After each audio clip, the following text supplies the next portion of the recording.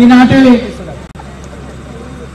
ఖమ్మం, వరంగల్, నల్గొండ పట్టభద్రుల నియోజకవర్గ ఉప ఎన్నికల్లో భాగంగా ఇక్కడ ఏర్పాటు చేసుకున్నటువంటి ఈ సమావేశానికి అధ్యక్ష వహిస్తున్న అధ్యక్షులు మన ఇల్లందు నియోజకవర్గ శాసనసభ్యులు గౌరవనీయులు కోరం కనకయ్య గారికి, అదేవిధంగా పట్టభద్రుల నియోజకవర్గ ఎమ్మెల్సీ అభ్యర్థి తీన్మార్ మల్లన్న గారికి,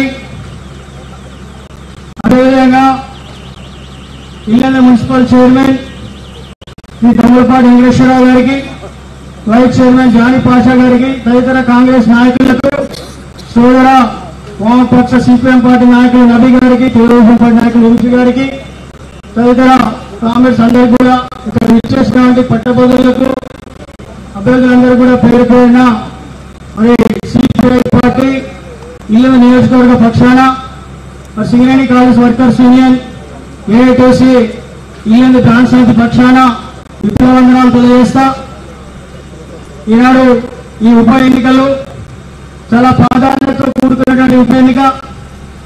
ఈనాడు మన ముందు తీన్మార్ మల్లన్న గారు మన ఇండియన్ కూటమి అభ్యర్థి. మరి వారిని మొదటి ప్రాధాన్యత ఓటింగ్ చేసి గెలిపించుకోవాల్సిన బాధ్యత మనందరిపై ఉంది.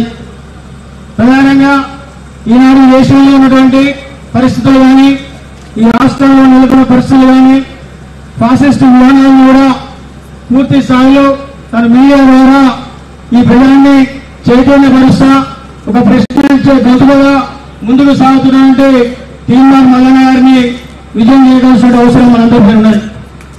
ఈనాడు ఈ దేశంలో నరేంద్ర మోడీ ఫాసిస్ట్ విధానాల వల్ల ఈ దేశాన్ని అకలాకుతలం చేస్తా లౌకికంగా ప్రజాతంత్ర దేశంగా ఉన్నటువంటి ఈ దేశాన్ని ముక్కలు ముక్కలుగా చేస్తూ మతోన్మాద ఫాసిస్ట్ విధానాల్ని అవలంబిస్తూ ముందుకు సాగుతా ఉన్నటువంటి నరేంద్ర మోడీ వారి అభ్యర్థి కూడా ఈ ఎన్నికల్లో బరిలో ఉన్నాడు.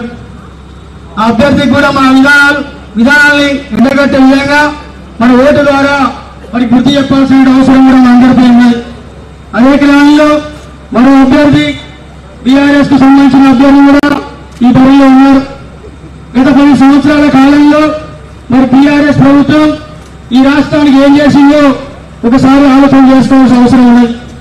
ఈ రాష్ట్రంలో నెలకొన్నటువంటి నిరుద్యోగ సమస్యని పెంచి పోషించింది తప్ప ఏ కోశాన కూడా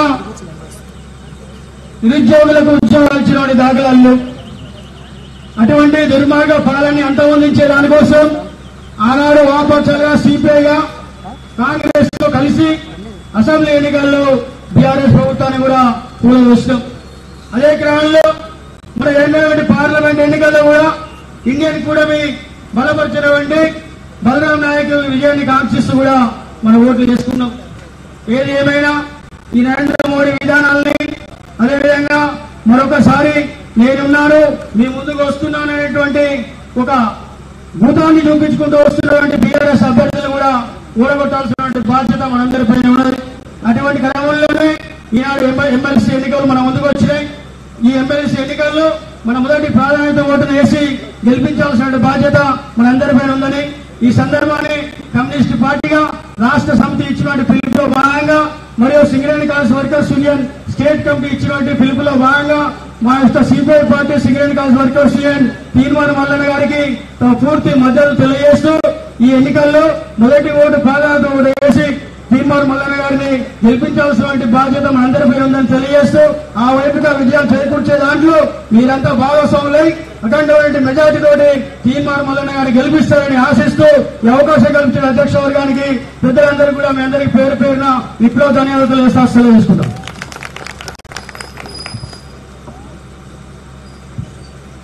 సిపిఐ నాయకులు నజీర్ గారికి ధన్యవాదాలు.